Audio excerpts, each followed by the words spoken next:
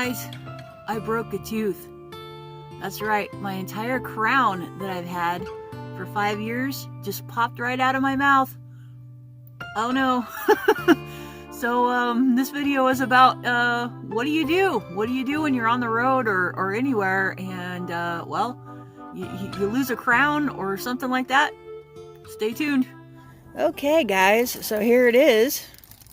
Here's my crown. That's right, the whole entire top of the fake tooth just fell out. And I don't know if you can see that very good in the camera, but there's like this thing that looks like a rock in there that came out with it. I guess that's part of what was holding it in, I don't know. But they say if you lose a crown or a portion of even a real tooth, you're supposed to save it and take it to the dentist, and they can try to fix it. Pretty incredible.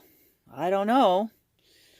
I'm pretty apprehensive about it. I don't have very good confidence in it, but I'm going to give it a shot. So you're basically supposed to save your tooth and then make a dental appointment and see if maybe they can fix it.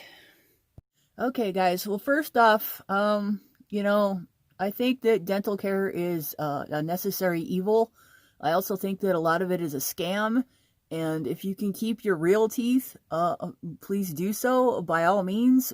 Whatever you can do by diet or whatever, you know, whatever works for you, do your best to keep your real teeth.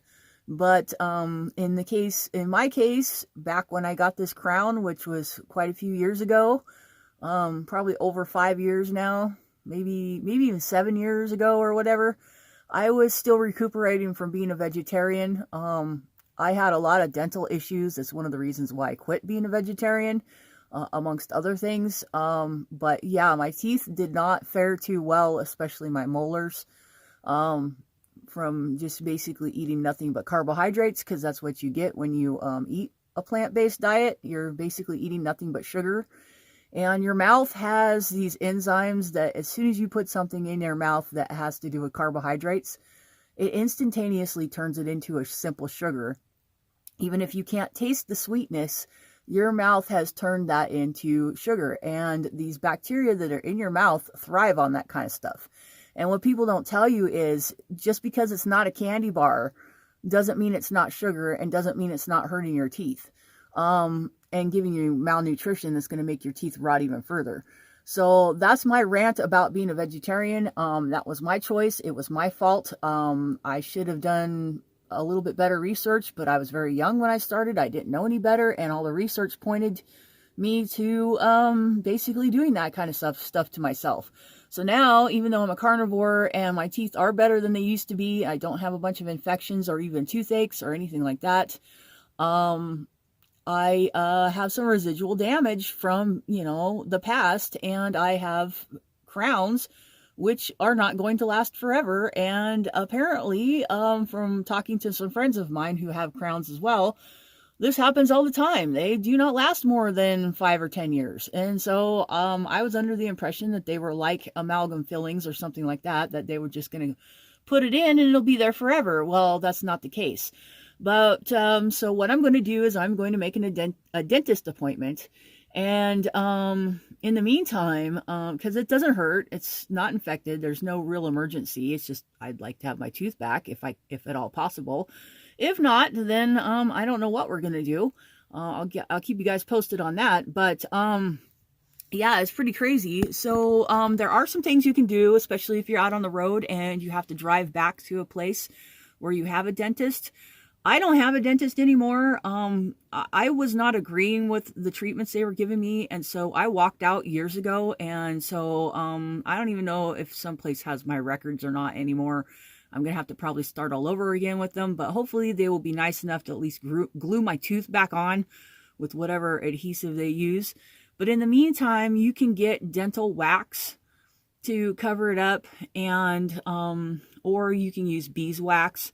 And that's what I'm going to do today is I'm going to go to my storage unit and get some beeswax out that I have for making salves and balms and things like that. And just see if I can use that. And if that doesn't work, then I'll go to the pharmacy and get some dental wax. And the only reason being I'm doing this is I'm not too concerned about covering up, the tooth, because like I say, it's from a crown and the tooth is dead. It doesn't hurt or anything, but it's got a jagged edge on it and it's making holes in my tongue. And so that to me is a concern. So I really don't want to have all that sharp, jaggedy stuff scraping up against my tongue until I have to go to the dentist. Okay guys, this is the kind of beeswax that I have. It's in little beads. And this is what the dental wax is going to look like too, only it's white. And it's going to be in a much smaller container, but like I said before, I use this to make things out of, so I have quite a lot of it. But yeah, this is kind of something that you would want to look for if you're going to use it for something like this, whether it be beeswax or the regular dental wax, just because they're small pieces and they're easier to melt. And just remember to wash your mouth out with salt water first and make sure there's nothing in the hole before you decide to cram anything like this into a broken tooth. So yeah, a word of advice, if you do have something like that, whether it's a tooth that's a fresh break or if it's something like a crown that busted off and you have sharp edges, just go ahead and go to the pharmacy, or if you have some beeswax, don't use the honeycomb kind. It's got honey in it. It's got sugar. That's not good. But yeah, just get some wax and fill in the hole for temporary and go to the dentist as soon as possible. And if you happen to be, like I say, in between destinations and you're traveling, this could work pretty well. Just make sure to keep the area clean and, rinse with salt water and that kind of stuff. And you should be okay. And if it is a live tooth that's broken, just know that there is a chance that you could get an abscess in there, especially if you still eat carbohydrates and sugars. What I would do is avoid those types of foods like the plague until you can get to a dentist. Make sure you keep everything clean and just watch for infection. Take your temperature. That's one good thing about COVID right now, is that everybody has to take their temperature on a regular basis. They're always watching it. So I've been monitoring my temperature every day because of my job. So I will know if I do have a spike, that it could possibly be an abscess. But I looked at the area and there's really no place for stuff to really get in there. And like I say, it doesn't hurt and the tooth is dead. It's just a matter of it cutting up my tongue. But I just wanted to put this video out there for you guys so that you can get some ideas, because you could be, driving your way down to Quartzsite or something this winter and something like that happens. And the cool part is, you can go down to Mexico from there and go to a dentist. But in the meantime, you're going to have to deal with it while you're waiting to go. And so I think that it's important to pass these tips on and my experience. And I'm sure a lot of you out there have already had this kind of experience and you already know about this. But for those of us who don't, I really just wanted to say, always keep some type of wax with you in your first aid kit, in your van, just in case, because you just never know. Don't use candle wax like regular paraffin for, like that's on a candle, unless you have a total emergency and that's all you have. But I don't recommend that stuff. I do recommend, though, that you get the special wax that's made for dental work and or beeswax. And beeswax has a higher melting point, just so you know. So you might have to like soften it up a little bit, like in your hand or in your mouth first before you put it in the hole. As you see, I'm kind of smashing it up in my hand first before I even attempt to put it in my mouth. It's kind of sort of melting. That's kind of what you want. And you don't need that much because, well, even though the hole feels really big, it's probably not that big. But yeah, just kind of smush it up in your hands first before you decide to cram it in there. It'll help a lot. But see how it's kind of turning into like almost like gum? That's kind of what you want right there. And now it's ready for me to stick in there. Hopefully I didn't make too big of a piece, but that should help, and it should cover up the sharp pieces so that it won't cut me up on the inside of my mouth. And also it would keep longer in a hot situation in a van.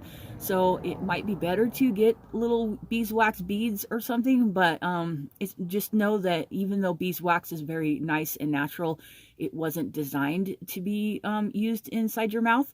So you might have a few complications with it, but yeah, just if you can, just have some dental wax on hand in your first aid kit at all times. And I didn't even think about it, because usually I think about that kind of stuff, but I don't have it with me right now. And like I say, I've got some beeswax in my storage unit, but I don't have the pharmaceutical dental wax, which I think I'm going to buy just to have on hand, just in case, even after all this stuff is over, because I have this crown that could break off again, and then I have another crown. So yeah, just so you know, guys, take care of your teeth, and if something happens and you can't or whatever, there are some temporary fixes and temporary solutions. And so yeah, guys, I hope you got something out of this. If you did, please like and subscribe, and hit the thumbs up and all that good YouTube stuff, and we will talk to you later. All right, bye.